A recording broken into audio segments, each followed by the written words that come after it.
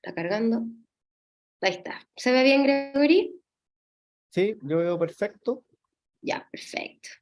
Muchas gracias, Javi.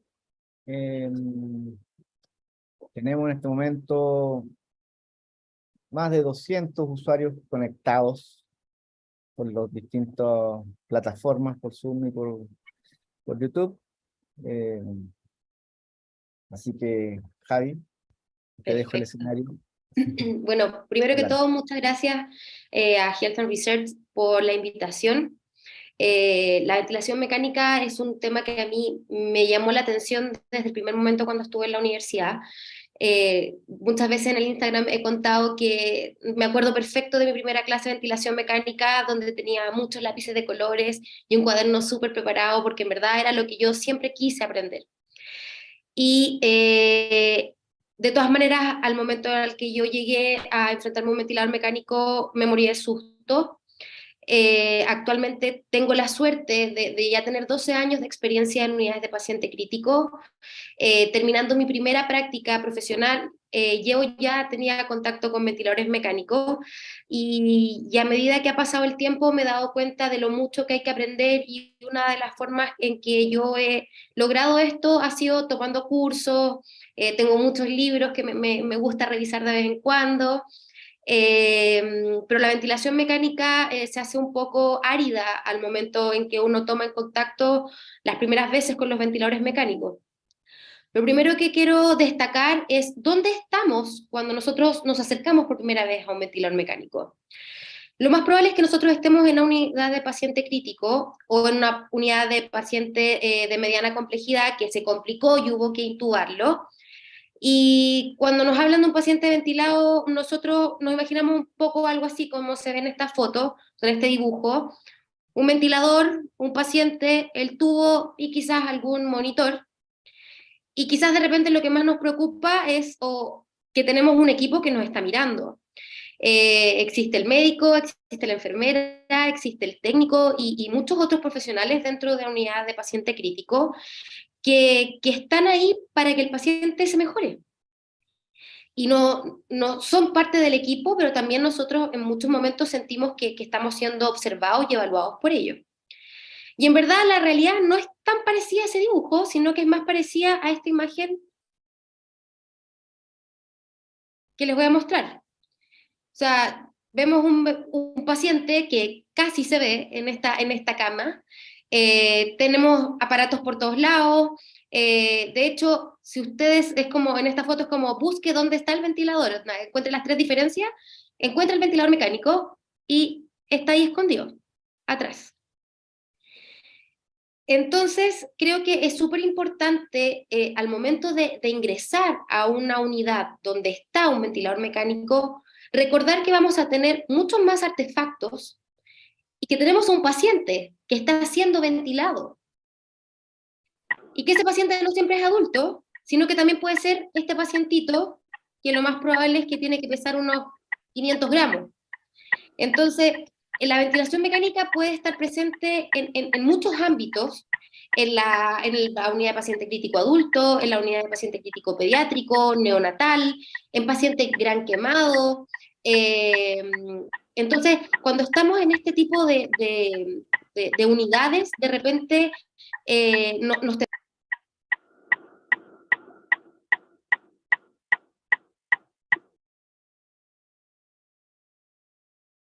Javi, se silenció ahora tu... sí, Sí, ahí yo sí, sí, que teníamos ruido agregado. sí. Entonces, tenemos estas distintas realidades donde nos podemos encontrar un ventilador mecánico. ¿Qué hice yo la primera vez? Yo me acerqué al ventilador, miré al paciente, traté de entrar rápido, como que la enfermera no me viera mucho, le puse la alarma, lo único que sabía era dónde se apagaba la alarma, apagué la alarma, puse la FIO2 en 100 para que así el paciente saturara bien mientras yo estuve ahí.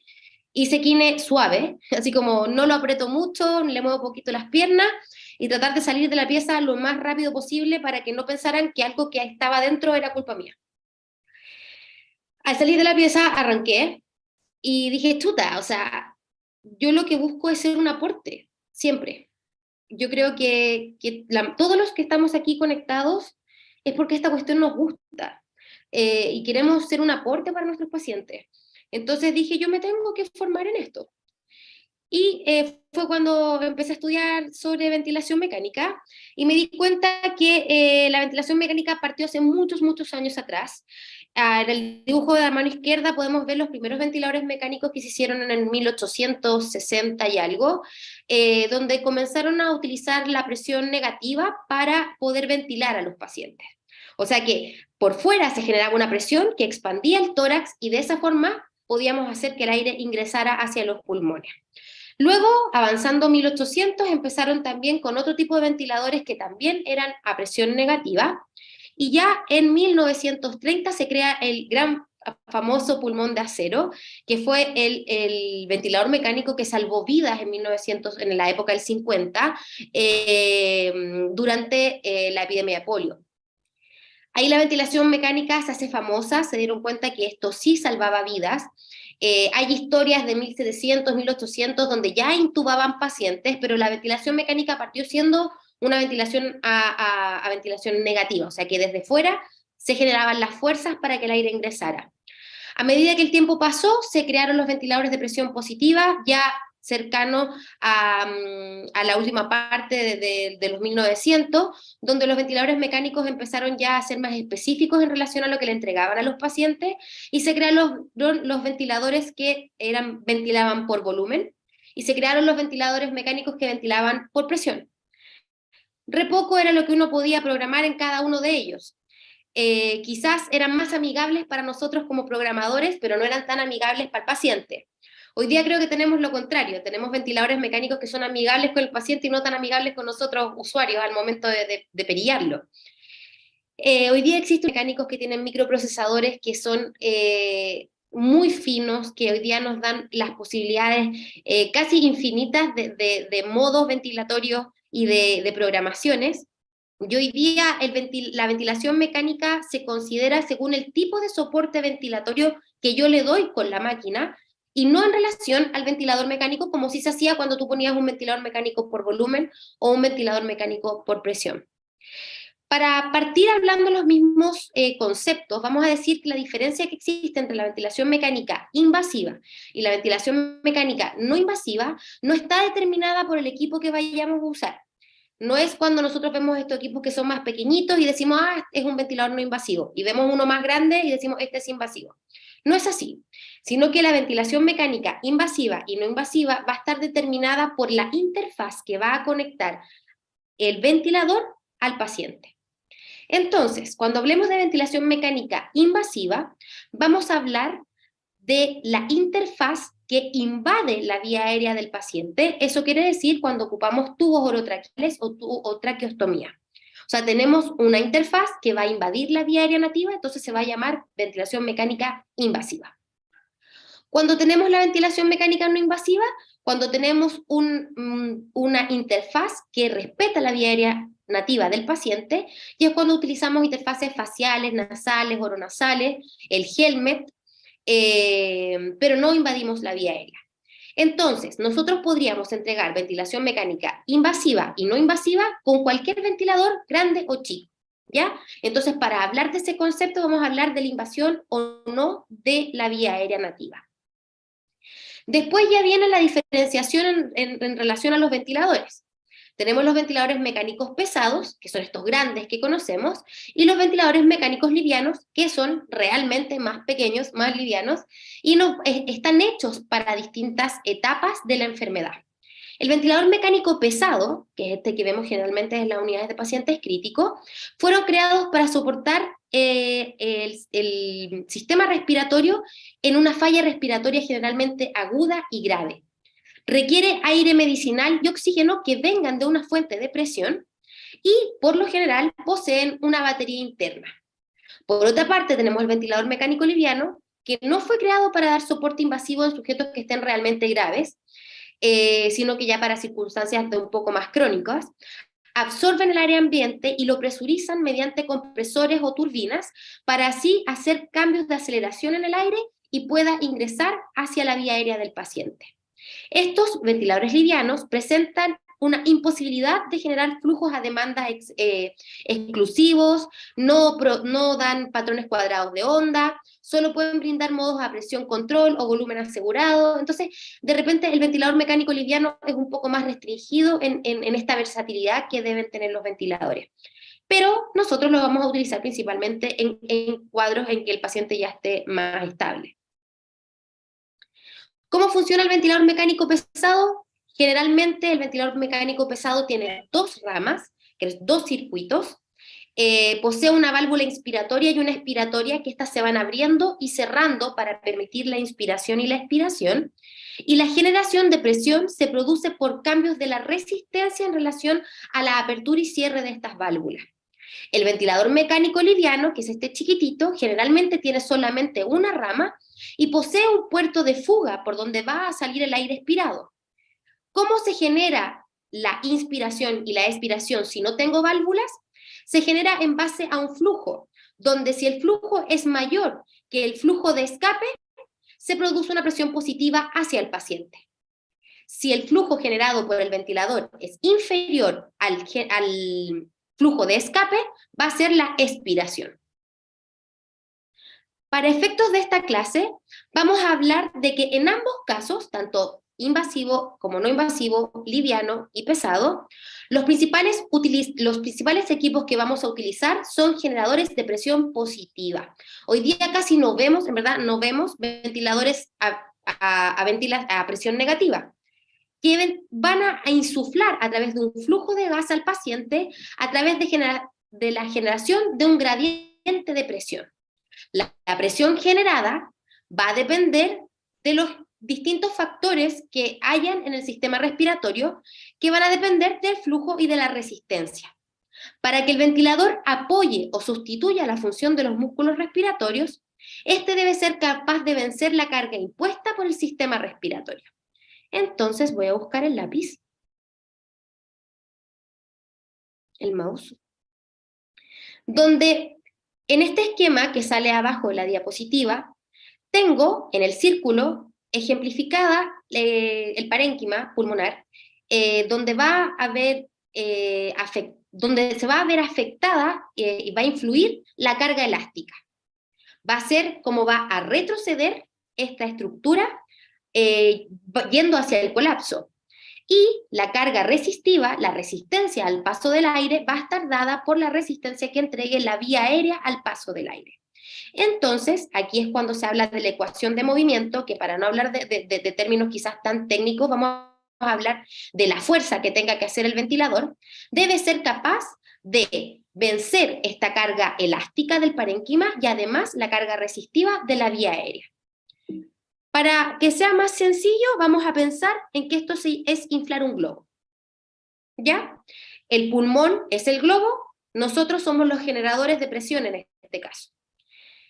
Si yo inflo con gran presión el globo, yo voy a tener una presión mayor, lo que va a hacer que el aire vaya hacia donde hay menos presión, que es el globo, y va a existir un flujo de aire desde la mayor presión hacia la menor presión. Por eso se habla de un movimiento de aire en relación a un gradiente de presión. Se va desde mayor presión a menor presión.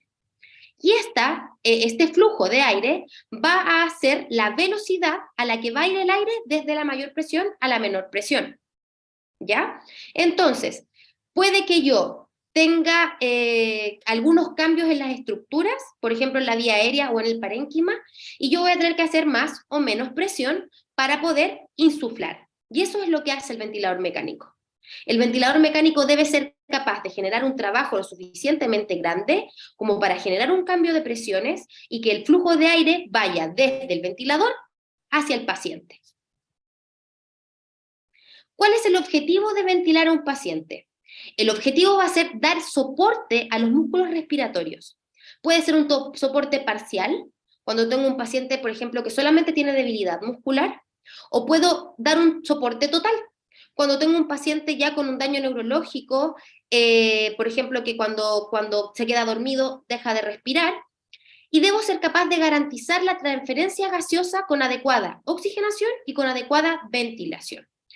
El ventilador mecánico nos va a ayudar a satisfacer esas dos grandes necesidades, el oxígeno en la sangre, y a la larga lo que yo busco es mantener el oxígeno en los órganos, y además barrer el CO2 que yo voy a tener en sangre. El ventilador mecánico nos va a ayudar a satisfacer esas dos necesidades. Entonces, para cumplir el check de la clase, debemos reconocer las partes de un ventilador mecánico. ¿Ya? Yo voy hacia la habitación del paciente y me puedo encontrar con distintos tipos de ventiladores. Aquí en este esquema vemos distintos tipos. Y en cada uno yo tengo que ser capaz de reconocer cada uno de estos elementos. En primer lugar, los ventiladores mecánicos van a tener una pantalla frontal o una interfase. Si tenemos un ventilador más antiguo, quizás sea solo una pantalla que entrega números, pero vamos a tener una forma de feedback en la que el ventilador nos va a decir qué es realmente lo que está entregando.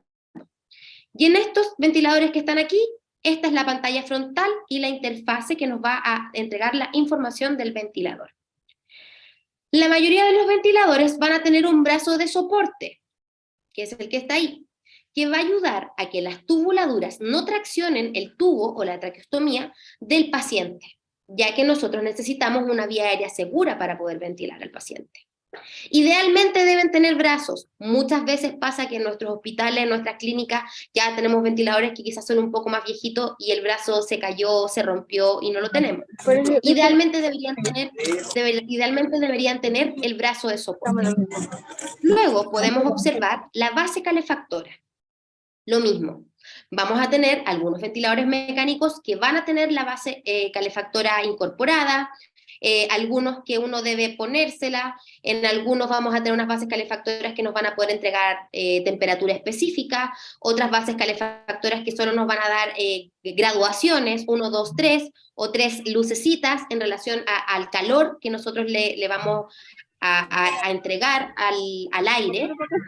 Y también tenemos la opción de tener ventiladores como el que está a mano derecha, donde no podemos observar la base calefactora. ¿Ya? O sea, este ventilador en este momento está armado sin base calefactora y esto también puede utilizarse. ¿Ya? En relación a las tubuladuras, como habíamos dicho, en los ventiladores pesados lo más probable es que tengan 2 tubuladuras, donde una va a ser la rama inspiratoria y otra va a ser la rama expiratoria. Por una rama el aire va a ir hacia el paciente, por ende va a entrar por las vías aéreas hacia el pulmón, y luego vamos a tener la vía expiratoria, la rama expiratoria, donde el aire va a salir desde el paciente hacia el ventilador. Luego vamos a tener un pedestal o soporte donde va a estar el ventilador, y es muy importante en este tipo de ventiladores pesados que nosotros vamos a encontrar en las unidades de paciente crítico, que debemos tener una conexión de red al aire y al oxígeno. Puede también que hayan ventiladores pesados que no tengan conexión al aire, en pandemia lo pude ver, pero no es lo habitual. Ya lo habitual es que tengan conexión a red de aire y de oxígeno. Entonces, voy a buscar de nuevo el mouse. Poniendo en práctica lo que pudimos ver en los esquemas, aquí donde está este señor manipulando el ventilador, tenemos la pantalla claramente identificada donde él lleva su mano, podemos mirar abajo el pedestal, la base, podemos identificar las 2 tubuladuras inspiratoria y expiratoria, que en este caso tienen el mismo color, pero los ventiladores, aunque ustedes no lo crean, son amigables, y si ustedes se acercan, van a poder ver que tienen flechas, o caritas con flechas hacia afuera y flechas hacia adentro, para poder saber cuál es inspiratoria y cuál es expiratoria. Así que miren bien al ventilador, que el ventilador también les puede entregar esa información. Y en este caso, en este primer ventilador, vemos que no hay base calefactora, entonces el paciente no tiene, o sea, este ventilador no está armado con base calefactora. Luego, en el ventilador que tenemos a mano derecha, tenemos claramente la pantalla, el brazo, la base calefactora, la tubuladura inspiratoria y expiratoria, y el gran pedestal con rueditas que tiene el ventilador. En este caso no se ven las mangueras que van en conexión a la red de aire y de oxígeno. En relación a los tipos de circuito que yo puedo observar en los ventiladores mecánicos, vamos a hablar siempre en aspectos de esta presentación de ventilación mecánica invasiva pesada. Tenemos 2 grandes diferenciaciones, una de la humidificación pasiva y la activa. donde tenemos circuitos con ventilador, con humidificación activa, que es el que vemos como primero en la diapositiva, que tiene una base calefactora.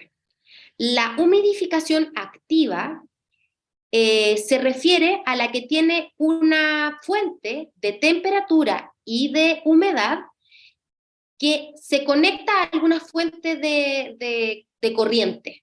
Ya esa es la activa. Tiene una fuente de energía que hace que esta base se calefaccione y podamos calefaccionar y temperar el aire. Ya esa es la humidificación activa y por eso tiene esta como recolector no es recolector, esta base donde va el agua y tempera y humidifica el aire.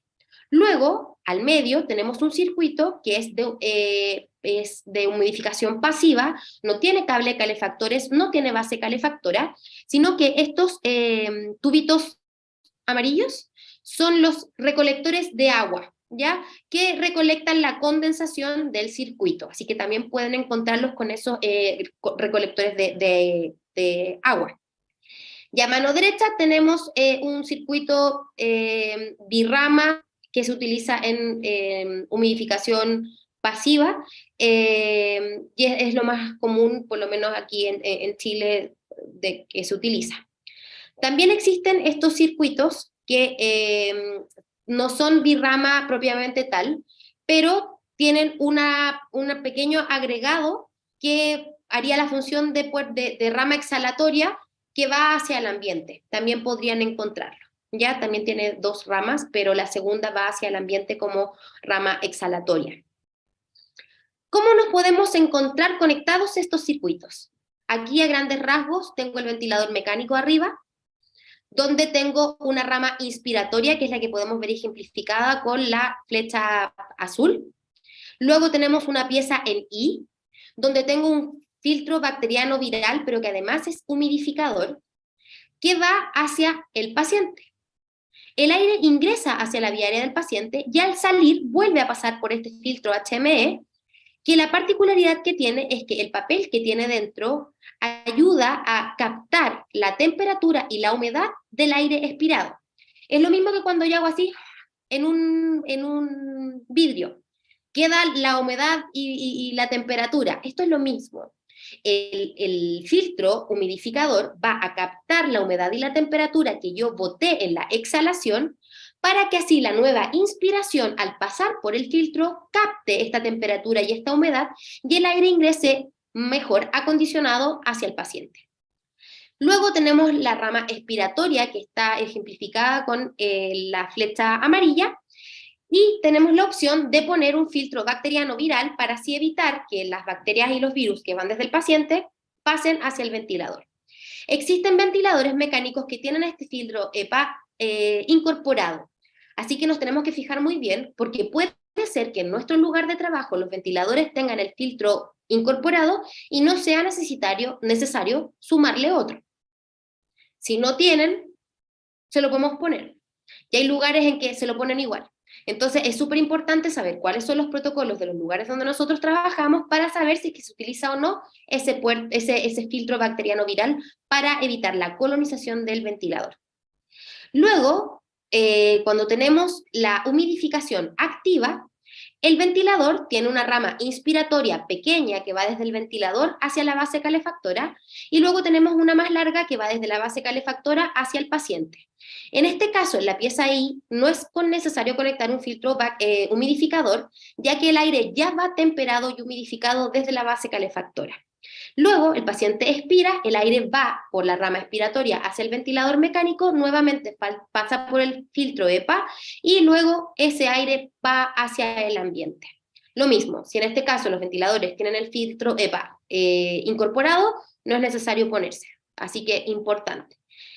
¿Cuál sería un error en este caso? Poner un filtro humidificador en la pieza en I en un paciente que ya tiene una humidificación activa.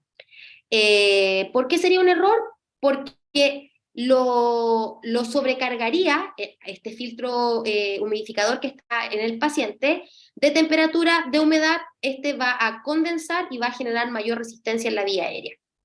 Si ya tengo un sistema de humidificación, no necesito poner otro, ¿ya? Así que en ese caso, cuando tengo base calefactora, no debo poner filtro humidificador hacia el paciente. Si me acerco a la pantalla, ¿qué es lo que veo? Nos pueden tocar pantallas en español, nos pueden tocar pantallas en inglés, de repente quizás en pandemia nos llegó alguno en coreano, chino, en verdad, todas las pantallas tienen que cumplir ciertas características, porque si no nos tendríamos que leer todos los manuales de todos los ventiladores, y en verdad hay muchas marcas, muchos proveedores, y además cada generación nueva de ventiladores, incluso de la misma marca, vienen con una pantalla, una interfaz que en verdad puede ser distinta. Así que, ¿qué es lo que vamos a reconocer? Primero que todo, debemos ver el modo en que el paciente está ventilado, ¿ya? En la primera imagen tenemos la letra B, donde está señalando que el paciente está siendo ventilado por un volumen control regulado por presión. Esa es la sigla, ¿ya? Por el momento no vamos a decir qué significa, pero ese es el modo en el que está siendo ventilado. Si vemos la otra pantalla que está a mano derecha, arriba, a la izquierda, también dice asistido controlado por presión, ¿ya? O sea, lo primero que yo debería ver es el modo ventilatorio. ¿El paciente está respirando solo o no? Eso es un primer acercamiento que es bastante útil. ¿En qué modo está el paciente? ¿Respira solo o no respira solo? ¿Lo puedo desconectar o no lo puedo desconectar? ¿Puedo hacer pausas? ¿No puedo hacer pausas? ¿Me sirve medir mecánica? O sea, yo creo que una de las principales cosas es mirar en qué modo está. Luego debo mirar qué información me entrega el ventilador. Abajo, en ambas pantallas, tenemos los parámetros que se programaron para el paciente. Tenemos la FiO2, que es la fracción inspirada de oxígeno, que corresponde a la cantidad de oxígeno que tiene el aire que le estamos suministrando al paciente. El aire ambiental tiene un 21% de oxígeno. Del aire que nosotros respiramos habitualmente, el 21% es oxígeno puro. Cuando yo ventilo a un paciente con una FiO2, una fracción inspirada de oxígeno, mayor a 21, quiere decir que la concentración de oxígeno en ese aire es mayor que en la ambiental, pudiendo incluso llegar a ventilar con 100% de oxígeno, teniendo una FiO2 al 100%. Así que lo segundo que yo miraría es qué FiO2 tiene el paciente. En el de la mano izquierda podemos ver que dice O2 conx, que se refiere a la concentración de oxígeno, que dice 40%, y en la interfaz de a mano derecha tenemos que dice a mano derecha sale FiO2, porcentaje, 40, ¿ya? O sea, ambos ventiladores están con 40% de FiO2. Lo otro que sigo mirando es el PIB, que como dice su sigla en inglés, es la presión positiva al final de la expiración, ¿ya? En el caso de la pantalla de la izquierda, el PIB es de 5, y en el caso de la pantalla de la derecha, el PIB es de 4. Y así, en cada modalidad, yo voy a poder ir agregando parámetros de control en el ventilador. Debo fijarme entonces qué es lo programado y qué es lo que está haciendo el paciente. Lo que está haciendo el paciente en estos dos casos es lo que sale en el borde de la pantalla, que son números que van a ir cambiando respiración a respiración. Entonces, ¿cómo me puedo dar cuenta qué es lo que está haciendo el paciente y qué es lo que yo programé? Lo que está haciendo el paciente va a variar ventilación a ventilación, a diferencia de lo programado por mí, que no debería tener variación durante los ciclos respiratorios. Entonces, puedo tener la presión pico o presión máxima, que es la presión máxima a la que está llegando el ventilador, FR o el rate, que va a ser la frecuencia respiratoria, el VM, que va a ser el volumen minuto, donde vamos a saber cuánto aire mete por minuto el paciente, y vamos a tener el VTC o VTE, que va a ser el volumen tidal expirado, o volumen tidal o volumen corriente, donde vamos a saber cuánto volumen de aire metió en la respiración que realizó el paciente. Esas son las cosas que yo primero miraría. Fracción inspirada de oxígeno, el PIB, los parámetros que yo programé, y los parámetros que están variando en cada una de las respiraciones. Entonces, ya sé que existe el ventilador mecánico, ya sé sus partes, tiene 2 tubuladuras, va hacia el paciente, tengo una interfaz que va a ser bastante amigable, debo saber leerla, puedo demorarme en mirarla, no hay ningún problema con que uno se quede pegado mirando el ventilador, eso no es malo, así que háganlo con confianza, lean, miren lo que cambia, vean cómo cambia. Y nosotros vamos a ir así, solos, a atender al paciente. Y lo primero que vamos a ver son las curvas. Estas curvas que utilicé yo aquí en esta presentación son de Daniel Arellano, que tiene una presentación en YouTube que hizo para el Hospital Digital para la pandemia, así que también pueden revisar esa clase que es muy buena, es mucho más profunda que la que vamos a ver nosotros hoy. Y la primera curva que vamos a tener en el ventilador es la curva flujo-tiempo, donde en el eje X, que es el de abajo, vamos a tener el tiempo, y en el eje Y vamos a tener el flujo. ¿Qué nos muestra esta curva?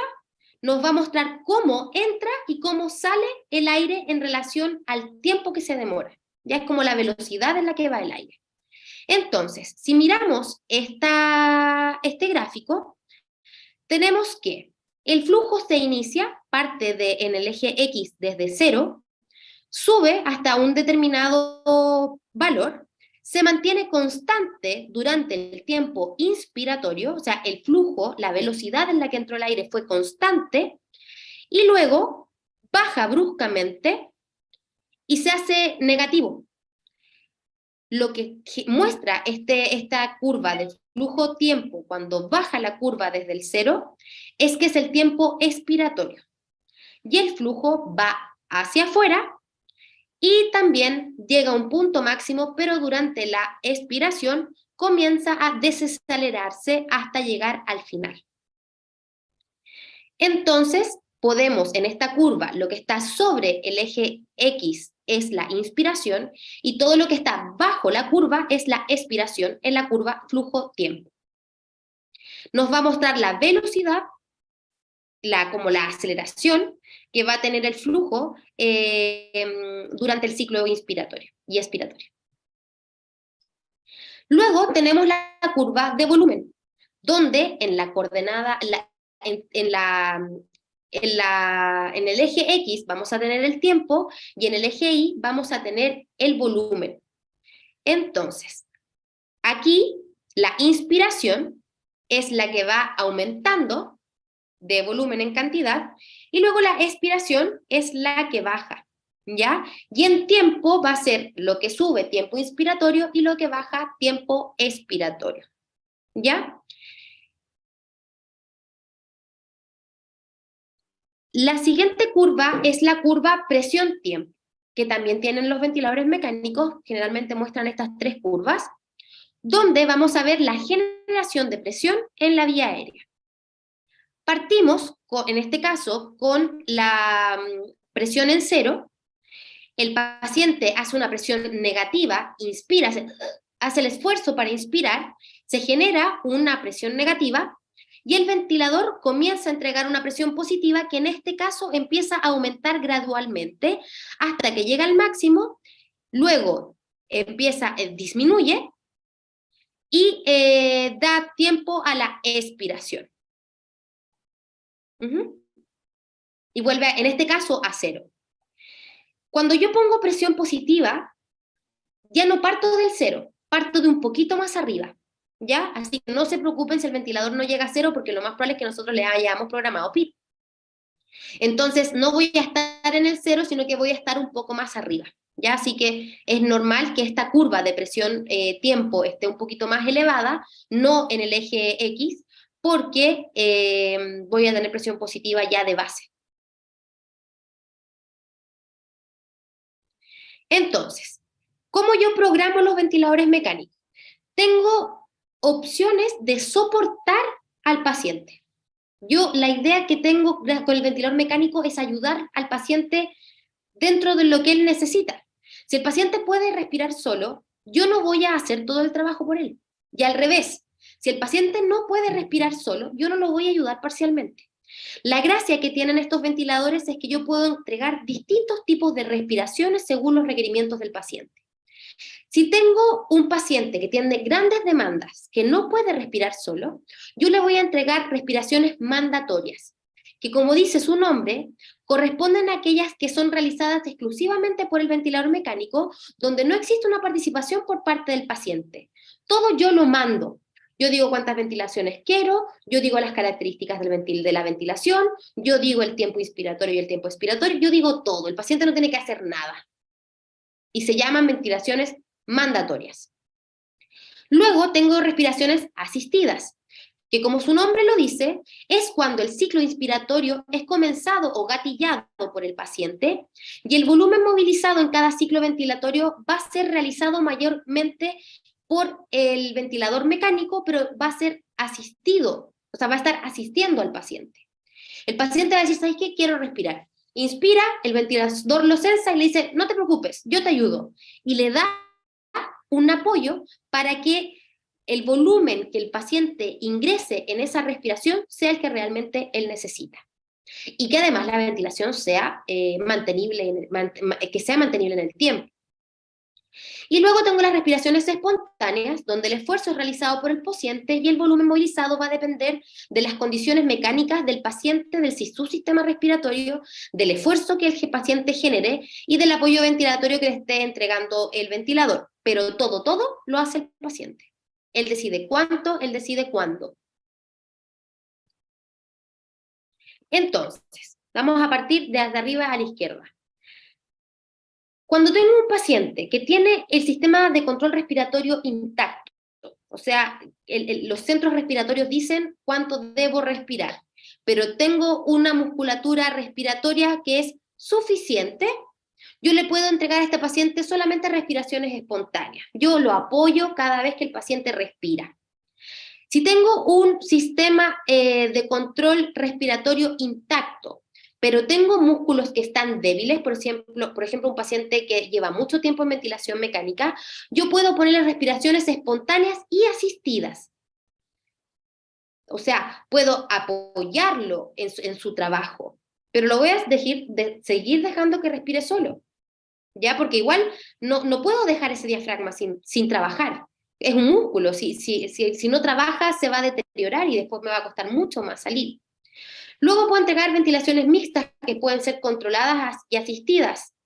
Cuando tengo un sistema de respiratorio que es deficiente, que está restringido o que está inestable, por ejemplo, los pacientes que tienen algún tipo de síndrome, que cuando se quedan dormidos dejan de respirar, yo tengo que tener un backup. Y puedo tener músculos respiratorios que estén débiles, por eso necesitan asistencia.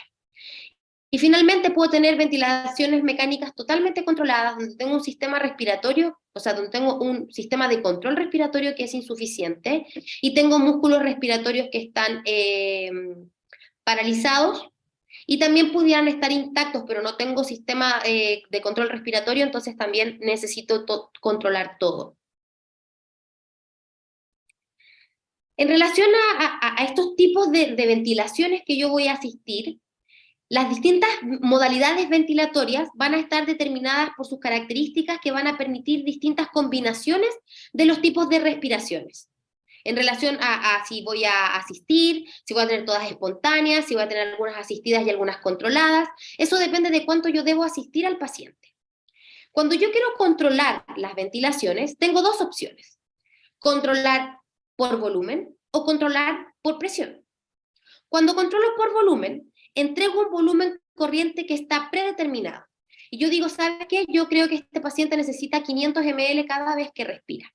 Yo voy a controlar eso.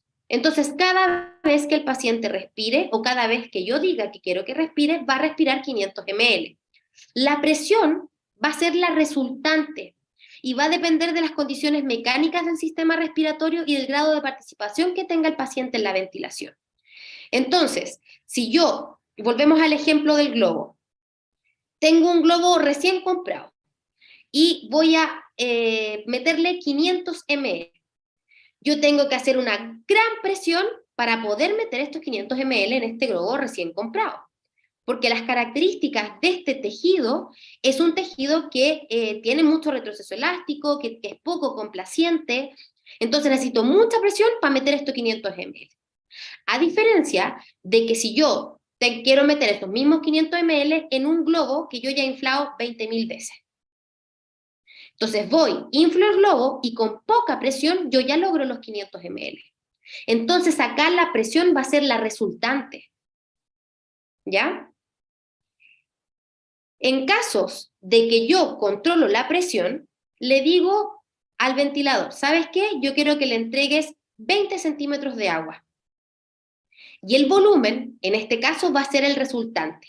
Y va a depender de las condiciones mecánicas que el sistema respiratorio tenga y de la participación que el paciente esté realizando durante el ciclo respiratorio. Las modalidades controladas por presión generalmente se caracterizan por generar curvas de presión que son cuadradas, porque son constantes, es lo que yo programé, y curvas de flujo que van a ser desacelerantes. Entonces, ya que aprendimos a ver las curvas hace poquito, vamos a mirar la curva presión tiempo en el volumen control y vamos a observar que la presión va en aumento en el tiempo y luego baja. No baja a cero porque lo más probable es que este paciente tenga PIP. Voy a la curva de flujo. En el volumen control el flujo es constante. Inicia el flujo, se mantiene constante durante el tiempo inspiratorio, luego el paciente expira y comienza un flujo desacelerante durante la expiración. Y abajo tengo la curva volumen-tiempo, que aquí en este dibujo está mal puesto, pero es volumen-tiempo, donde el volumen aumenta durante la inspiración y disminuye durante la expiración. Luego, si veo el modo presión-control, tampoco la curva parte en cero, lo más probable es que tenga PIP. Parto desde la presión basal, aumenta hasta una presión que se va a mantener constante, porque es presión-control, yo le dije, entrega 20, y tengo un flujo que es desacelerante, porque a medida que la presión se empieza a mantener, empiezo a tener más resistencia en el sistema y el flujo empieza a desacelerar. Y el volumen aumenta hasta llegar a un punto y luego comienza la expiración.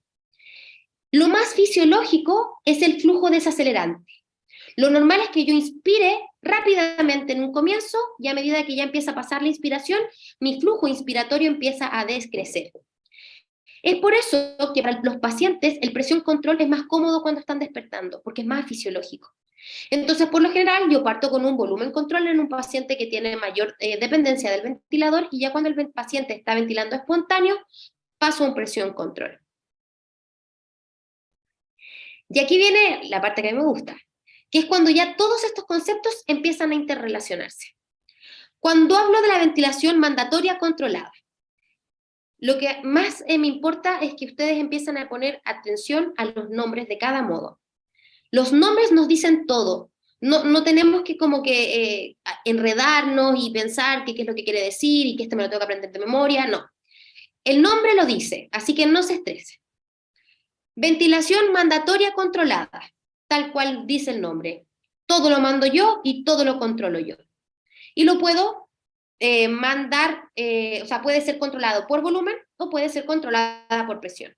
Entonces, como dice su modo, corresponde a una modalidad ventilatoria donde el volumen corriente, el flujo, la frecuencia respiratoria, el tiempo inspiratorio son realizados por el ventilador según los parámetros que yo haya programado. Todo es controlado por mí. Luego tengo una ventilación asistida controlada, que también puede ser asistida controlada por volumen o por presión, donde el paciente puede generar esfuerzos respiratorios espontáneos que van a ser asistidos por las características que yo haya programado. Además de respiraciones que van a ser mandatorias. Por ejemplo, yo le voy a decir al ventilador, ¿sabes qué? Yo quiero que este paciente ventile mínimo 15 veces. Si el paciente respiró 10, esas 10 van a ser asistidas. Pero si me faltan las 5, van a ser controladas por el ventilador en los tiempos en los que yo le dije. Luego viene una modalidad que se llama mandatoria intermitente sincronizada, que vamos a, tal cual como dice su nombre, que es el SIMD, que es una ventilación donde tengo ventilaciones mandatorias que van a ser intermitentes y sincrónicas con las ventilaciones espontáneas del paciente. Esto es mucho más cómodo para el paciente. Permite respiraciones mandatorias y espontáneas, y el ventilador va a generar ciclos respiratorios que se van a sincronizar al ciclo inspiratorio del paciente. En adultos, el SMB hoy día tiene muy mala fama, porque salieron estudios que dijeron que no servía para el weaning. Pero en pediatría es el modo más utilizado. Así que yo creo que es súper importante aprenderlo siempre. Y si en adultos se quiere usar en un momento de poder adecuar al paciente al ventilador y apoyarlo en el despertar, creo que es un buen modo. No se usa para hacer un weaning propiamente tal en adulto, como decir, voy a ir quitándole las de respaldo para que él empiece con más espontáneas. Eso hoy día no se usa y está reportado que no sirve. Pero el modo no es que sea malo, sino que si uno sabe usarlo, podría usarlo sin ningún problema. Y luego tengo una modalidad que se llama presión de soporte, que tal cual, como dice su nombre, es una presión que soporta las ventilaciones espontáneas del paciente. Entonces consiste en una presión que va a estar generada por el ventilador y programada por mí para asistir las respiraciones espontáneas del paciente con el fin de lograr un volumen corriente que sea mayor y que satisfaga las demandas ventilatorias del paciente. O sea, ya ahora aprendimos cómo mirar el ventilador, cuáles eran las modalidades, que existen ventilaciones mandatorias controladas y asistidas y espontáneas, y que estas se van a empezar a complementar y vamos a ir logrando estos modos ventilatorios que son un poco más complejos en relación a lo que estamos viendo. Entonces, con lo que ya aprendimos, nosotros seríamos capaces de poder ver esta interfaz. Veo el modo, un volumen, control, o sea, un asistido controlado por volumen, ¿ya? Eso quiere decir que yo voy a asistir las ventilaciones del paciente con un volumen que yo le programé y voy a tener además ventilaciones programadas, controladas, según lo que yo haya seteado. Voy a mirar las curvas, donde tengo arriba la curva presión-tiempo, donde la presión va aumentando a medida que va pasando la inspiración y luego expira y baja. Tengo la curva de flujo, que como habíamos dicho, el volumen control es constante, entonces inicia la inspiración y tengo un flujo constante. Y abajo tengo la curva volumen-tiempo, que aumenta durante la inspiración y disminuye durante la expiración. O sea, ya puedo ver este ventilador y decir, sé que está respirando, que es el objetivo de esta clase. ¿Cómo se programan los ventiladores mecánicos? Esto es a grandes rasgos y es como para que tengamos una idea general. Como les decía, vamos a partir en primer lugar por ventilaciones que van a estar mandadas por volumen. Luego, como es más fisiológico y el paciente ya está respirando más espontáneo, paso a una ventilación por presión. Y finalmente voy a llegar a modalidades espontáneas donde el paciente ya va a poder ventilar solo, pero yo solamente lo voy a asistir. Y aquí viene un poco el objetivo de mi clase, entregar una receta de cocina en relación a la ventilación mecánica. Y para decir cómo vamos a programar, creo que es súper importante conocer la clasificación de Chatburn, que si quieren más detalles lo pueden buscar en internet. Chatburn lo que hizo fue clasificar las modalidades ventilatorias según cómo divide el ciclo respiratorio. Y lo divide en 4.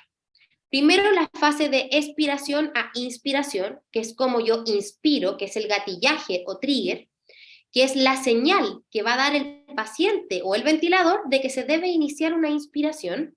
Luego tengo la fase inspiratoria, que se llama la limitación, o limitaje, donde voy a tener una variable que va a mantenerse constante durante el tiempo inspiratorio, que ya lo hemos visto cuando vimos las curvas, y vamos a tener una fase de cambio de inspiración a expiración, que se llama el ciclaje, y finalmente vamos a tener una fase expiratoria que se va a mantener con un nivel basal que vamos a programar, que por lo general se utiliza la presión, y es el PIP o EPAP. ¿Ya? Que en sí como concepto el PIP y el EPAP son lo mismo, es la presión positiva al final de la expiración, solo que uno es cuando hablamos de ventilación mecánica pesada y el otro ventilación mecánica liviana. Entonces, ¿cómo programo el trigger? ¿Qué puedo encontrar yo en un ventilador? El gatillaje o trigger es la señal que me dice cuándo debo iniciar la inspiración. Es la sensibilidad para iniciar el trigger.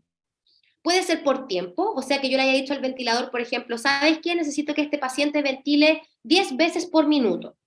Eso quiere decir que en un minuto que tiene 60 segundos, yo voy a respirar cada 6 segundos para tener una respiración por minuto, o sea, 10 respiraciones por minuto. Y entonces va a ser por tiempo, el gatillaje va a ser por tiempo, cada 6 segundos una respiración y yo obtengo mis 10 respiraciones por minuto. También puede ser gatillado por presión, que ocurre cuando tengo un cambio de presión en centímetros de agua que por lo general está generado por el usuario. El paciente hace, y cuando hace ese cambio de presión, el ventilador dice, voy a hacer que respire. Y puede ser por flujo, donde debe existir un cambio de flujo en litros por minuto que va a estar generalmente gatillado por el paciente y se va a iniciar la inspiración. Por lo general, la programación del trigger cuando queremos que un paciente respire espontáneo es entre 1 y 2 centímetros de agua o 1 o 2 litros por minuto. Lo más utilizado es por flujo entre 1 y 2 litros por minuto. ¿Ya? Usar presión no está mal, pero dicen que es un poco más exigente que el flujo.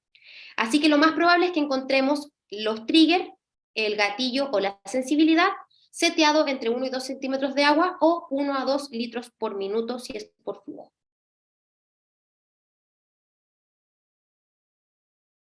¿Cómo programo la limitación? Generalmente no la programo, sino que es un concepto.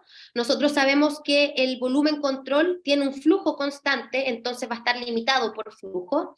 Y sé que el volumen, y que sé que la presión control tiene una presión constante, constante y va a estar entonces limitado por presión. ¿Ya? Pero es solamente un concepto. Puedo en algunos casos no tener una limitación, así que es como para que sepan que existe. Luego tengo el ciclado, que va a determinar el final de la expiración, y generalmente está dado por volumen, porque yo programo el volumen corriente, y digo hasta ahí, y que inicie la expiración. Una de las pocas cosas que tiene mucha evidencia en ventilación mecánica es que el volumen tidal, el volumen que yo tomo en cada respiración, es dañino. O sea, es dañino si es en exceso, ¿ya? Esto es lo que más ha comprobado que hace daño. Entonces, cuando yo quiero dar una ventilación que sea protectora o no dañina para el paciente, tengo que asegurarme que el volumen de cada respiración, que se llama volumen tidal o volumen corriente, sea lo más fisiológico posible. Cuando tengo pulmones sanos, yo debería esperar que un sujeto ventile con volúmenes de 7 a 8 ml kilogramo de peso de fórmula de peso ideal.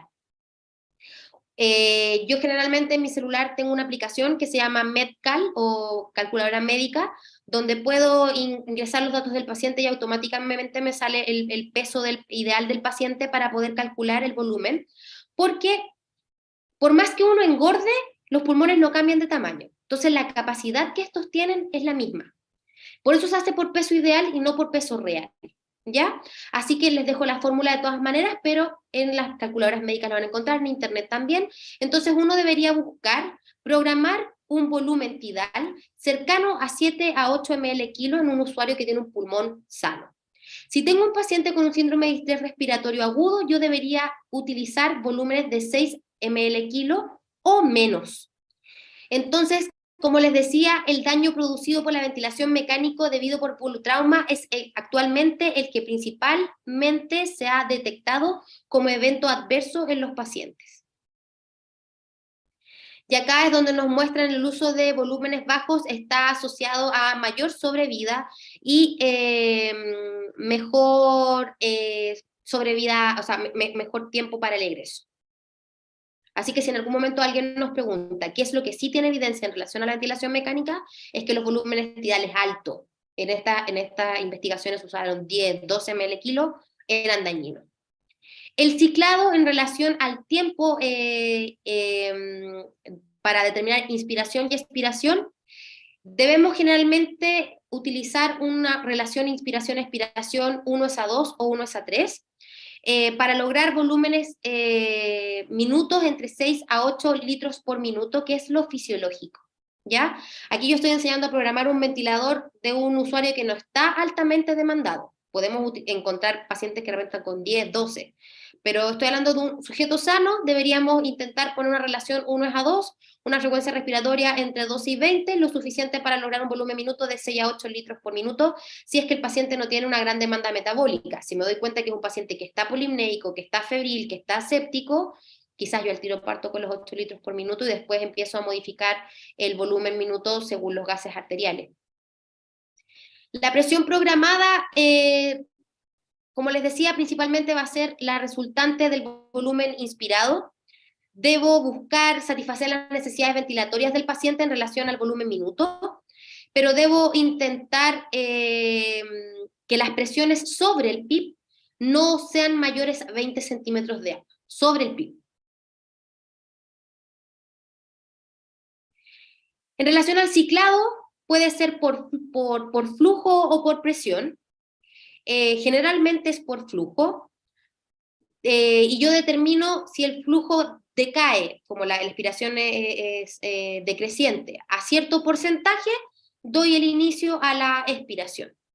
Y cuando tengo un ciclado por presión, por ejemplo, cuando el paciente tose, la presión llega tan alta a los límites de las alarmas que el ventilador automáticamente abre la válvula expiratoria y hace que el paciente expire, porque sabe que es peligroso esos números de presiones altas.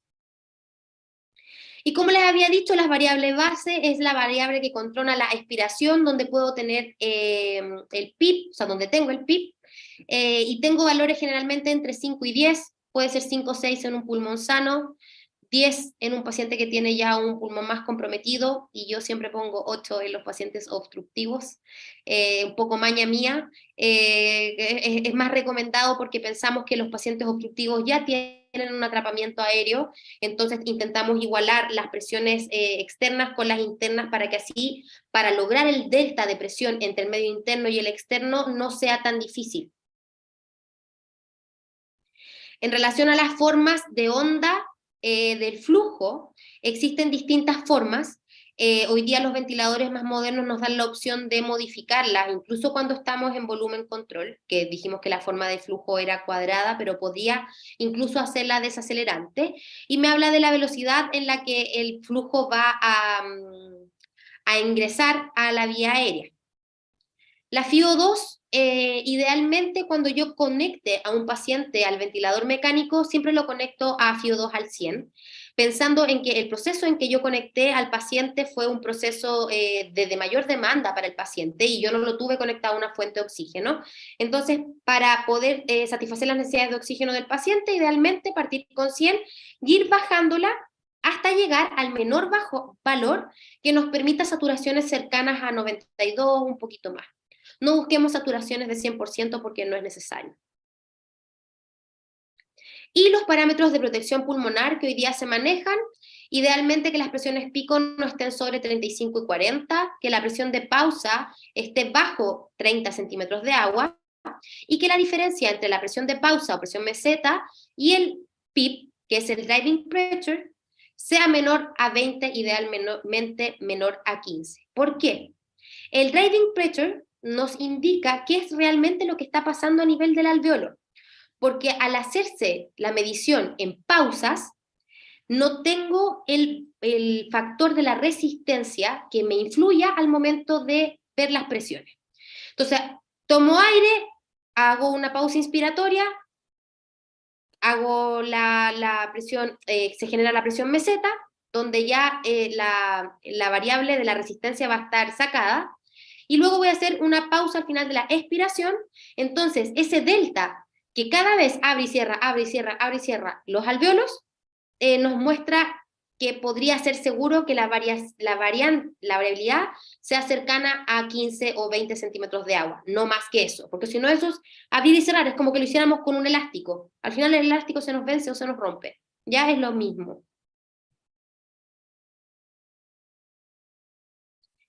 Les dejo esta tabla de este libro, que a mí me gusta mucho, es con el que yo aprendí ventilación mecánica, está hecho por el equipo de la Universidad Católica, donde nos habla de los volúmenes tidales, del flujo y del PIB que idealmente nosotros deberíamos poner en estos pacientes, en este tipo de patología.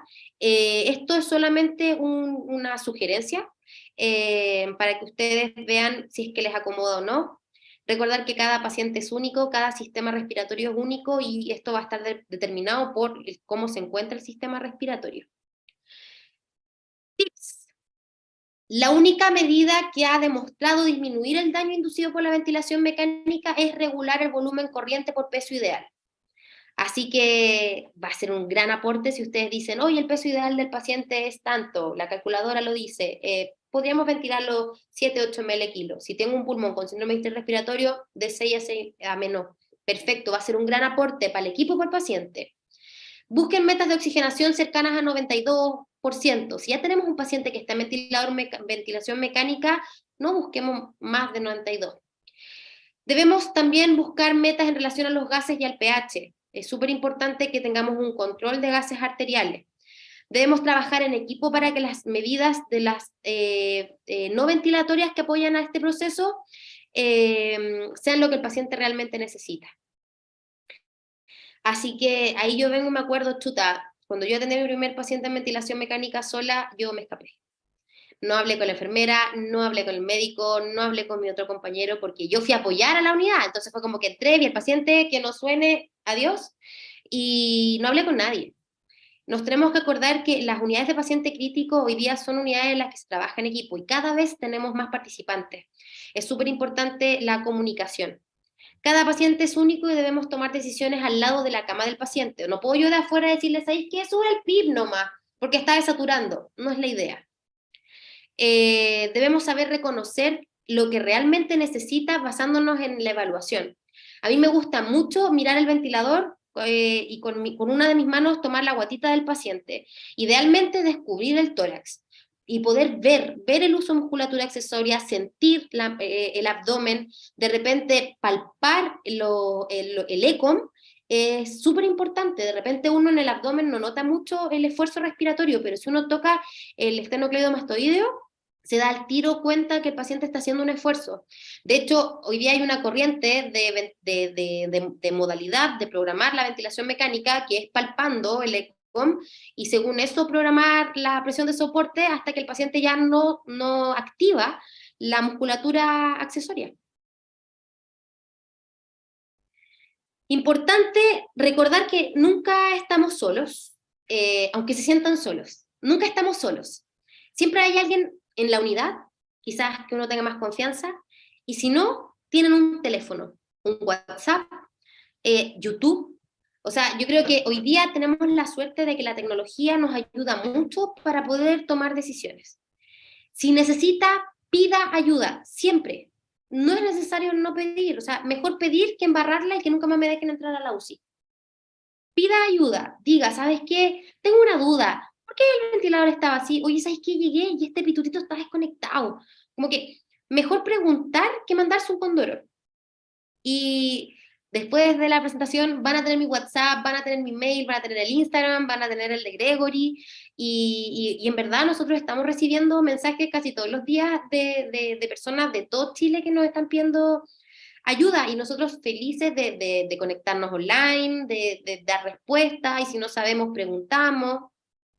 Es súper importante que recuerden que estamos en un trabajo en equipo. Yo debo saber qué es lo que quiere el médico. De repente yo voy donde el doctor, doctor, voy a ver al 8, voy, lo veo, y el doctor lo está tratando de despertar, y yo lo tengo en una modalidad controlada, y me voy. Y el paciente va a estar asincrónico todo el rato, porque el objetivo del médico va a ser despertarlo, y el mío va a ser tenerlo en una modalidad controlada. Importante tener comunicación efectiva con el equipo, las enfermeras, los técnicos, los médicos. Recordar que siempre nuestra seguridad está primero. Entrar a la unidad, ver si el paciente está agitado, recordar si tiene aislamientos. Debemos conocer al paciente, tenemos que leer la ficha clínica antes de entrar, revisar los exámenes complementarios. Incluso cuando yo entro a un paro pregunto, ¿qué diagnóstico tiene? Porque debo saberlo para tomar decisiones. Debemos recomendar que la FiO2 al 100 no siempre es buena, por más que el paciente quede saturando 100%, no siempre es buena. Debemos recordar los efectos deleterios que tiene el oxígeno.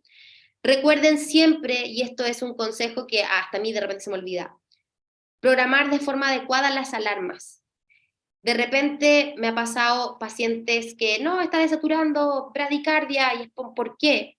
No estaba respirando y el ventilador tenía la alarma de frecuencia respiratoria baja en off. O sea, eso no nos puede pasar.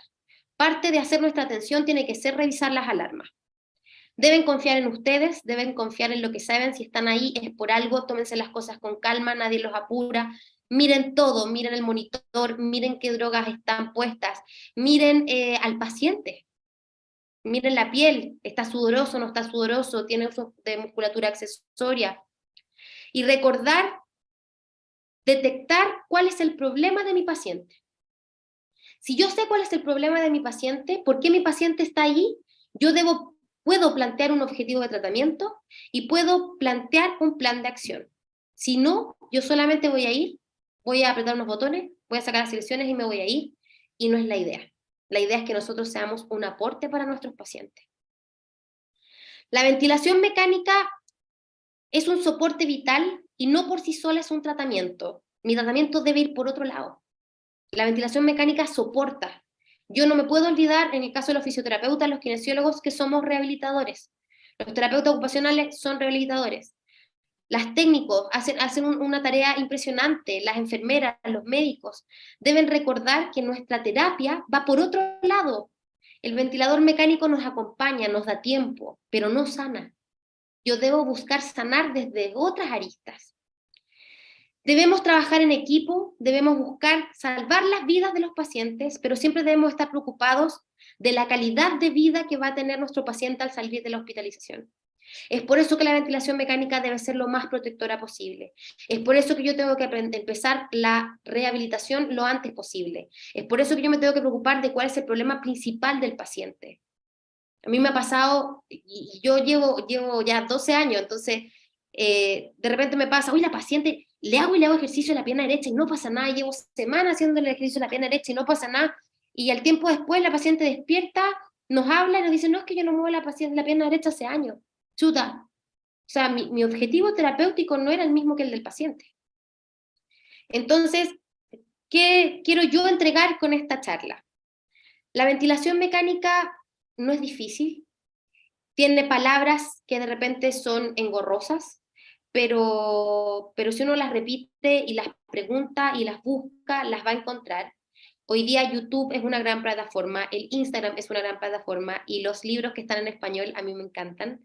Creo que ayudan a entender, hay algunos que son más simples, hay unos que me cuesta leer, pero hoy día la información está, cuenten con eso y de aquí en adelante cuenten con nosotros como equipo. Gregory, yo y el equipo de Health and Research estamos con ganas de enseñar, con ganas de guiarlos, de acompañarlos en este camino, porque lo que nosotros queremos es esto, llegar a preocuparnos de la calidad de vida. Somos rehabilitadores, a pesar de que trabajemos con máquinas y de repente seamos medios polillitas y nos encante la luz del ventilador mecánico, pero nuestro objetivo debe ser la calidad de vida del paciente después de que pasa la enfermedad. Así que muchas gracias por haberme escuchado hoy. Sé que hablé mucho y muy rápido, pero la idea era poder entregar esta información que son como capsulitas y datos que les puede servir. Les dejo mi Instagram, les dejo el Instagram de Health and Research, les dejo mi mail, les dejo el mail de Health and Research para que nos contacten siempre. La duda que ustedes tengan la puede tener cualquier otra persona. Así que háganla llegar para que así nosotros también la compartamos con la comunidad y podamos ir creciendo todos juntos. Así que gracias Gregory por la invitación y damos pie y paso a las preguntas para que no se nos haga tan tarde y puedan ir a descansar. Muchísimas gracias, Javiera. Eh, la verdad, yo siempre, bueno, te lo he dicho también, admiro mucho tu tremenda vocación de enseñar y la forma didáctica también de entregar estos conceptos que a veces son medio complejos y abstractos. eh, y tú con tu experiencia también logras aterrizar un poco esto, logras dar un poco más de calma con con los tips, en fondo, y eso siempre se agradece. Eh, Vamos con algunas preguntas, si es que hay preguntas por ahí. Bueno, hay muchos agradecimientos, Javi, por todas las plataformas, tanto en Zoom como en YouTube. Saludos desde Paraguay, también nos saludan. Eh, Demasiado seca, dice, ojalá haga más charlas. Eh, Bueno, no vengo a vender, vengo a regalar. Yo soy docente en la mayoría de los cursos de Health and Research, así que a ver, mis ganas, siempre hago las clases pensando en cómo me hubiera gustado aprender a mí. Yo tengo la suerte de que mi mamá es kinesióloga, yo aprendí la kine de ella, entonces la kine a mí me la enseñaron fácil y me la enseñaron con cariño y amor. Entonces, creo que cuando una mamá te enseña, es mucho más bonito, ¿cachai?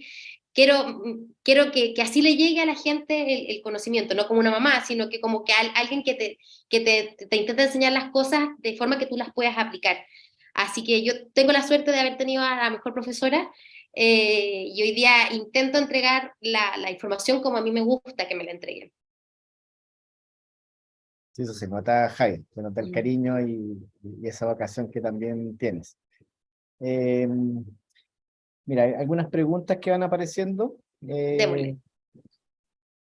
Acá Carolina Naranjo pregunta, ¿cómo sé qué tipo de humidificación activa o pasiva necesita mi paciente para saber qué tipo de circuito colocar? Perfecto. Vamos a hablar primero en el mundo ideal.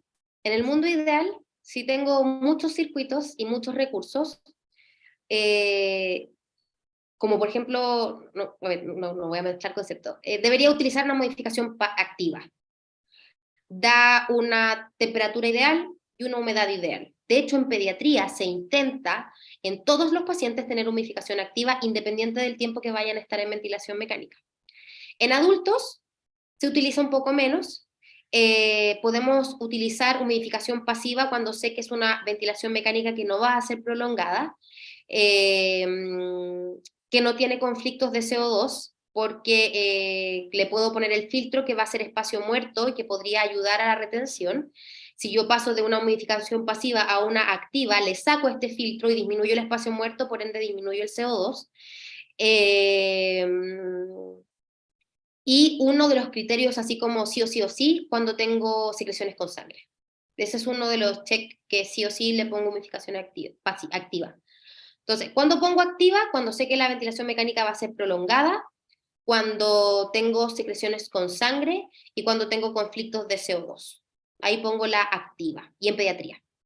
Si no, por ejemplo, si tengo un paciente que es posquirúrgico, que sé que va a estar 1 o 2 días ventilado, no gasto el recurso de una humidificación activa.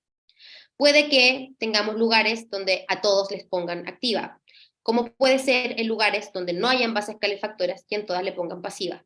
Entonces, como criterios, cuando necesito disminuir el espacio muerto, cuando tengo secreciones con sangre y cuando voy a tener una ventilación mecánica que no va a ser prolongada.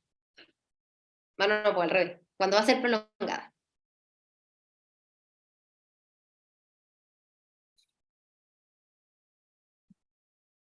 Javi, ¿hay más preguntas?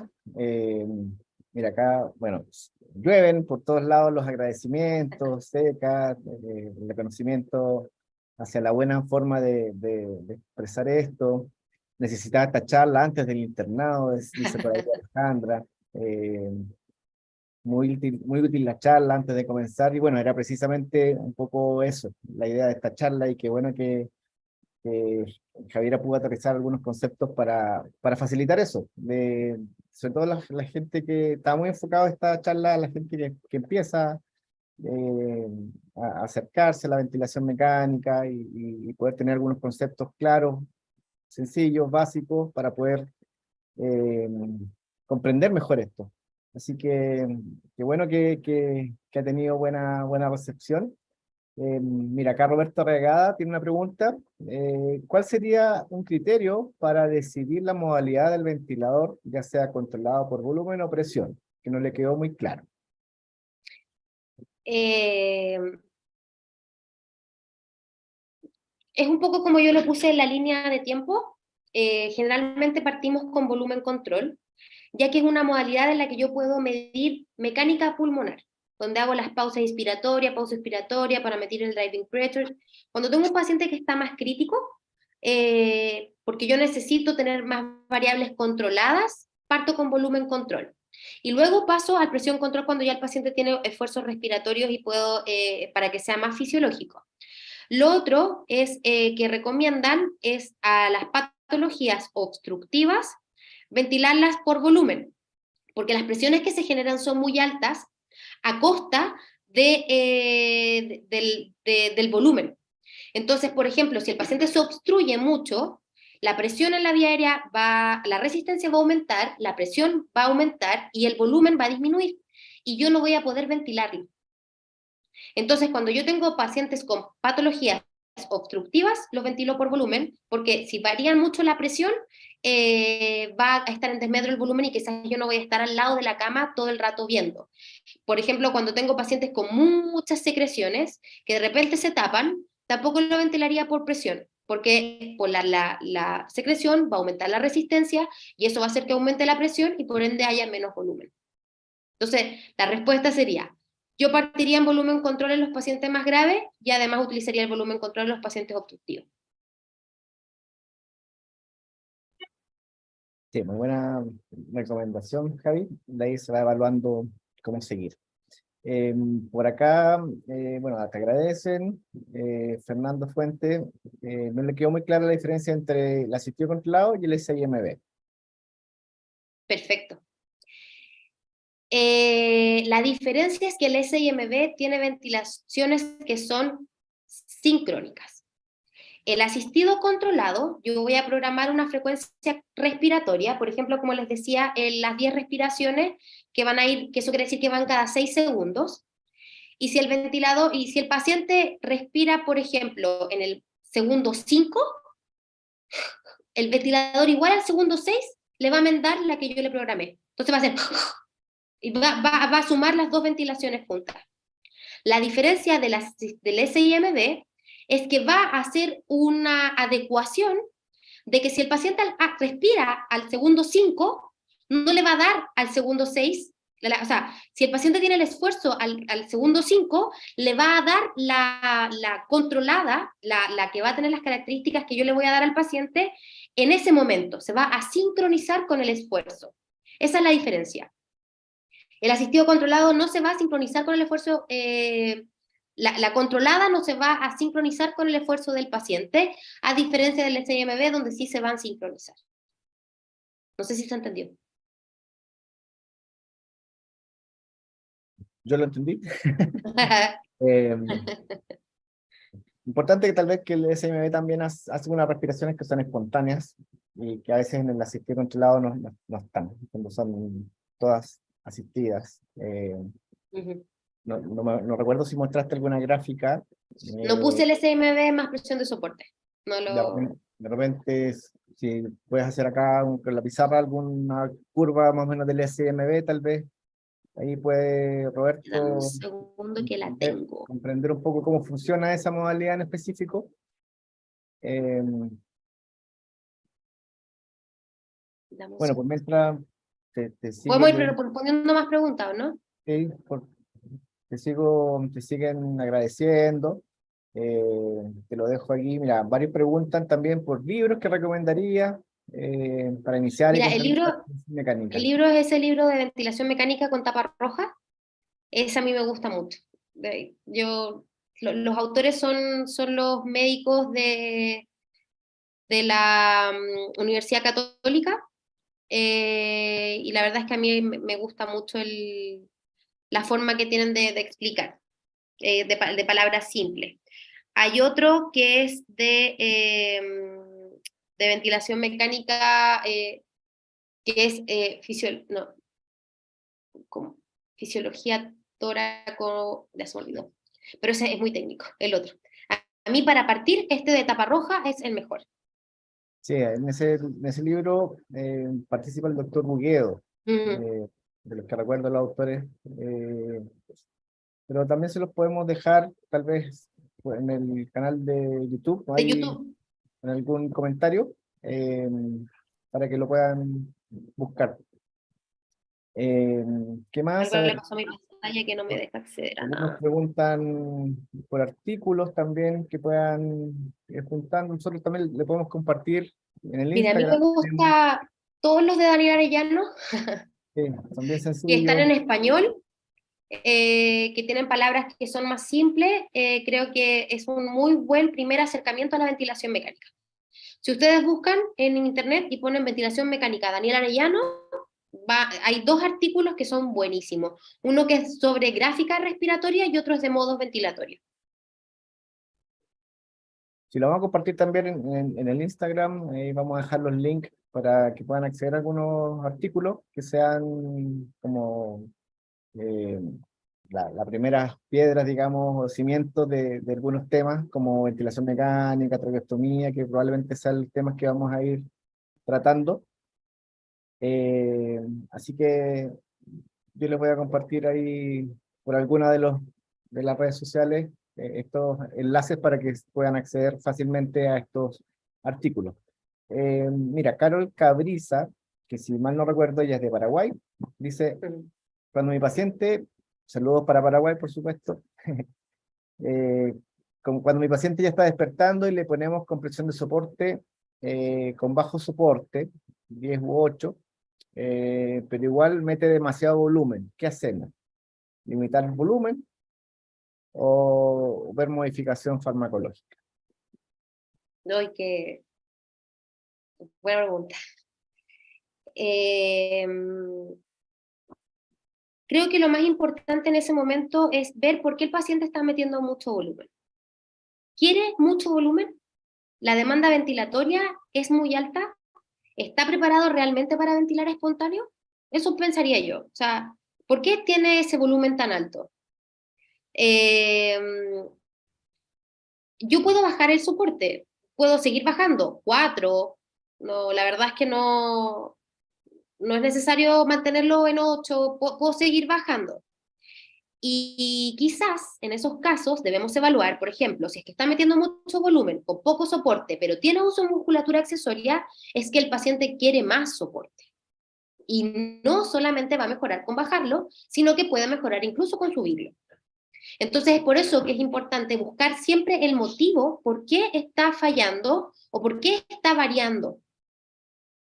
Yo creo que eso es lo que haría. Si si mete mucho, puede ser que, por ejemplo, esté con algo séptico, que está haciendo fiebre, eh, que se haya cansado. Y en ese caso quizás va a mejorar con más soporte que con menos. Entonces, si buscas la adecuada causa, vas a saber cómo tratarlo. Y si es realmente porque el drive respiratorio del paciente, que es las ganas de respirar que tiene, están aumentadas, hay que ver por qué es. Puede ser por delirium, puede ser por alguna abstinencia de algún medicamento. Entonces, yo creo que en esos casos, como equipo, podemos conversar con los médicos y las enfermeras para ver si es que ha habido algún cambio de medicamentos, si es que podemos darle algo más para tranquilizarlo, o realmente quizás esa sea su demanda ventilatoria. Así que yo creo que eso es lo que hay que revisar. Si está con aumento del trabajo, yo diría que es porque necesita más soporte que menos. Inténtalo y me cuentas. Gracias, Gaby. Mira, Leslie Martínez, que si mal no recuerdo, es de Punta Arenas, de allá en la región Magallanes.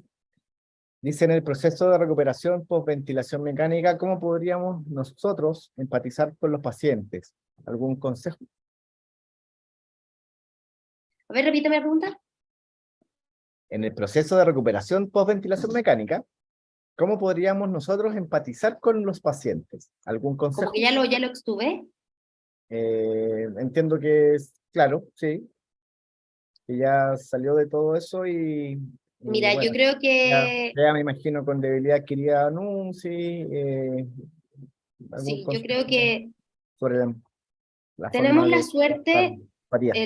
los fisioterapeutas, tenemos la suerte, y yo creo que los terapeutas ocupacionales también, los fonoaudiólogos, de pasar mucho tiempo con los pacientes. Nuestras intervenciones son largas, 20 minutos, media hora, 40 minutos. Y uno logra generar un lazo que es bastante bonito. Y yo creo que las conversaciones de cosas más cotidianas los alivian mucho. a mí me sirve mucho contar casos de pacientes que han salido adelante. Hace un tiempo tuve una paciente con traqueostomía, estuvo ventilada como 2 meses, estuvo con nosotros en la UCI un poquito más de 3, y ella estaba muy mal, muy depresiva, tenía una hija chiquita y me decía, Javi, no quiero estar acá, en verdad no veo luz al final de esto, y lo que hice yo fue contarle el caso de otro paciente similar que ya estaba en su casa, que ya estaba con su familia, y eso los hace darse cuenta de que sí hay posibilidades de salir de ahí. Creo que mostrando los pequeños logros, decirle, oye, pero la semana pasada no nos estábamos levantando, y ir mostrándole los avances hace que ellos se vayan sintiendo mejor. Ahora, mientras pase el COVID, el acompañamiento de las familias creo que es fundamental. Y además hoy día que se está abriendo también el mundo a las mascotas y a los animalitos a que entren a las unidades de paciente crítico, creo que también es una gran fuente de potenciar la rehabilitación en las unidades de paciente crítico. Así que cuando estamos uno es a uno, yo trataría de conversar cosas más cotidianas y de poder demostrar los pequeños logros, mostrar casos de pacientes que ya hayan salido de situaciones similares y después a potenciar el acompañamiento y ir hacia la humanización en la atención.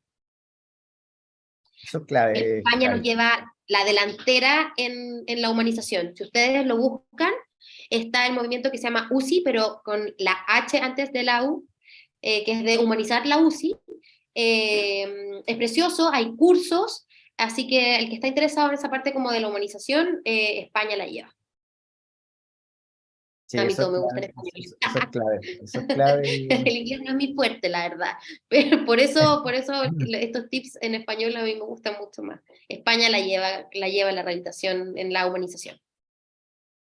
Sí, un poco el consejo es eso, cuando uno no tiene que olvidar eso, no tiene que olvidar que estamos con personas, que tiene eh, sentimientos, por supuesto, tiene objetivos, tiene eh, restricciones, limitaciones, un montón, un mundo. Cada paciente es un universo. Hay que tratar de entenderlo, hay que tratar de entenderlo y a partir de eso también, o sea, cosas sencillas. A veces pasa, a mí me cargaba, por ejemplo, de decir el número de la cama, sino que trataba de aprenderme los nombres, pese a que a mí me cuesta mucho aprenderme los nombres, pero trataba de saludar, de decir por los nombres. eh, de, de ir día a día, como dice Javiera, fomentando por un lado, el por qué estamos haciendo esto, porque a veces eso es importante, en el fondo explicar por qué uno está haciendo ciertas cosas. Uno cuando ha sido paciente, uno quiere saber cosas, quiere saber por qué le están moviendo para allá o para acá, o por qué me están midiendo esto.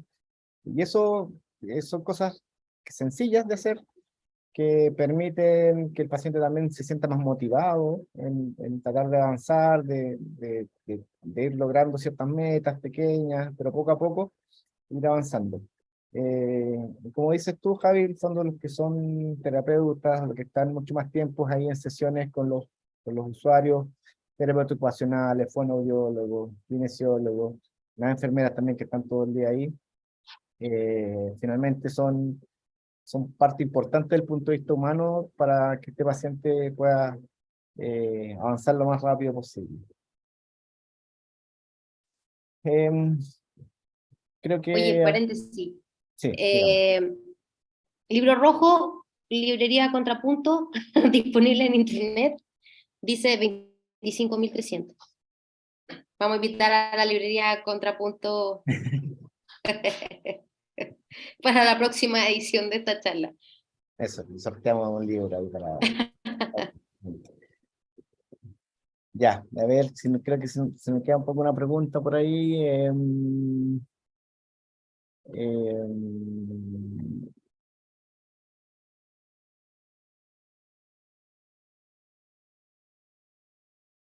por ahí preguntan, en el extranjero, ¿qué país se recomienda para ir a estudiar respiratorio? Ignacio, Tú, Ignacio Espinosa, un saludo a Ignacio por ahí. doy la respuesta correcta. Pucha, a mí me encantaría haberme ido a Brasil. Creo que Brasil tiene una bonita mezcla de la fisioterapia Mm. y lo mejor es que hacen mucha investigación. Creo que Brasil es una buena opción. Los fisioterapeutas cada vez tienen mejor posicionamiento. eh, yo creo que Brasil tiene una kinesiología que es bastante similar a la nuestra.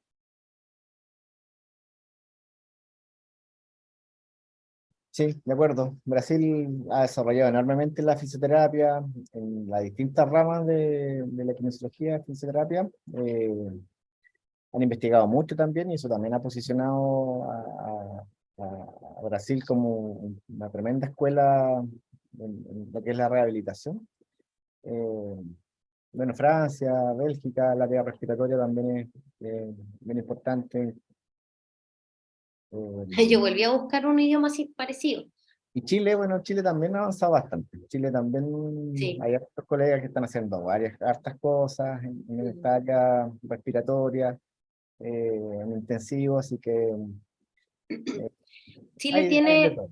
a nivel de postítulo un par de diplomados en un par de universidades que tienen clase online y tienen pasantía práctica presencial durante 2 semanas. Quizás existe la opción de, si me mandan un WhatsApp y yo les puedo contactar con los programas, no tengo nada que ver con ninguno de los dos programas, pero, pero es más fácil, pensando en que tuvieran alguna pasantía práctica, por lo menos acá en Chile hay 2 grandes clínicas que tienen pasantía, asociados a estos diplomas de formación.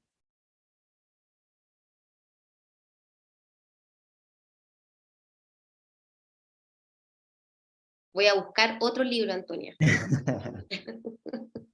Voy a buscar otro para recomendar, porque no puede ser que no, ya no lo vendan. Quizás cambiaron la etapa, no sé, quizás tengan otra, otra edición, no sé. Voy a revisar. Sí. Bueno, el Bueno, otro, que es ya. ventilación mecánica en pediatría, que ese sí está disponible, porque lo compré hace poco, también es muy bueno y básico, con palabras básicas. Que ahora sale como un electrocardiograma en la tapa. Bueno, Y antes salía un osito de peluche con un ventilador puesto. vamos a buscar los libros que hay recomendados, los vamos a dejar ahí, no tengo ningún conflicto de interés, los vamos a No hemos dejar ahí escrito ninguno todavía. disponibles para que los puedan buscar. Vamos a dejar ahí en algún lugar tal vez de acá, de esta misma charla en YouTube. Vamos a dejar, esto va a quedar grabado, así que lo van a poder revisar muchas veces. Eh, Javi, te cuento que tuviste más de 400 personas viendo tu charla, así que tremendo. Bueno, yo estoy muy contenta, gracias a todos los que participaron y en verdad cuando decimos que cuenten con nosotros, las niñas de Chiloé pueden decirlo. eh, si la gracia es ser un aporte, creo yo, no para los pacientes. Yo creo que después llega un paciente y te dé las gracias, yo creo que es lo más lindo que tienen nuestras profesiones. Creo que el gracias sentido o de repente parar a un paciente y que se ponga a llorar porque se pudo parar de nuevo, creo que tenemos la suerte de tener profesiones que nos llenan, que llegáis contento a la casa. Así que yo creo que doy las gracias a Health and Research, a Gregory, por estas instancias que muy pocas veces se dan. En verdad, a mí me costó mucho formarme, hace años, pues, o sea, yo estoy hablando de 12 años atrás.